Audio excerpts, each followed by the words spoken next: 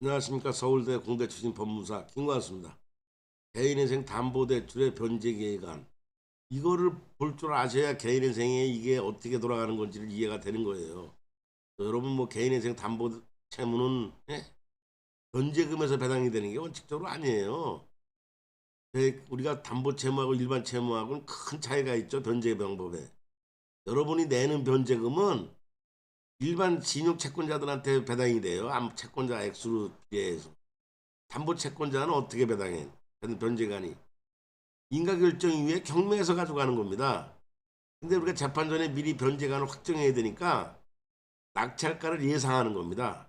예정 낙찰가로 그만큼이 담보 가치가 충분한 경우에는 그 담보 채권자한테는 한 푼 배당 안 돼요. 근데 예상한 낙찰가가 담보 채무에다 부족하다. 그러면 그 부족한 액수는 신용 채권자 애들로 같이 와요. 그 부류로. 와서 채권 담보 부족 액수만큼을 다른 신용 채권자 같이 배당을 받되 걔는 주지는 않고 있어요. 미확정 채권으로. 그러다가 이제 인가결정에 경매를 해서 실제 낙찰가가 얼마다 해서 내가 얼마를 못 받았다. 그래서 확정 채권 확인서를 법원에 제출해야 법원에서 그걸 다시 채권자들 안분 계산을 해서 실제 배당해 주게 돼 있어요. 그래서 이걸 알고 있어야 돼요. 그래서 현재가 가보시면 여러분 채권자 목록에 담보 채권자가 들어있을 거예요, 거기에. 근데 매달 들어가는 표에 없다, 한 푼도. 얘는 담보 가치가 충분해서 한 푼도 배당이 안 되는 거예요.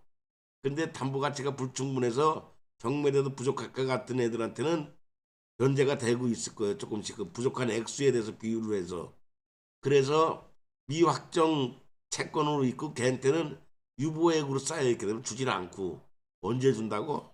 인가결정 후에 실제 경매를 해서 확정 채권 신고를 했을 경우, 여러분들이 자동차 같은 경우는 내가 써야 되니까 대출 약정대로 그대로 잘 갚아주니까 자동차 담보 채권자가 경매를 안 하잖아요. 그렇죠? 그러면 그래고 면책이 나버려 이제 다 내면 뭐 변제 기간은 3년 또는 5년인데 자동차 담보 채무는 아직도 뭐 5년, 6년 이렇게 남아 있을 수가 있잖아요. 그러면 그 변제금 유보된 건 왜 나한테 안 주자는 사람이 많거든. 우리 법률에 그렇게 돼 있어. 담보 채권자한테 미확정 채권에 대해서 유보됐던 거를 확정 채권자가 면책 결정 날 때까지 확정 채권 신고를 안 하면 다른 채권자한테 나눠주도록 돼 있어. 채무자한테 주는 게 아니라. 그래서 그거 왜 나한테 안 주냐고 그러는 사람도 꽤 있어.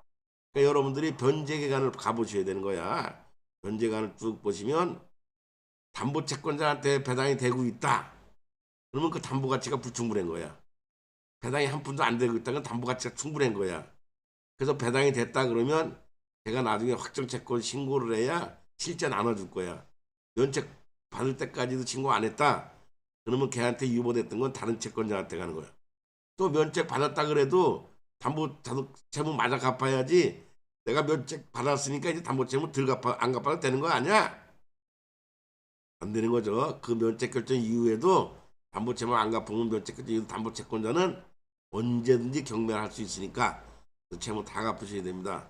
그 담보 채권자의 변제관 한번 보시고 그런 걸 이해하셔야 돼요.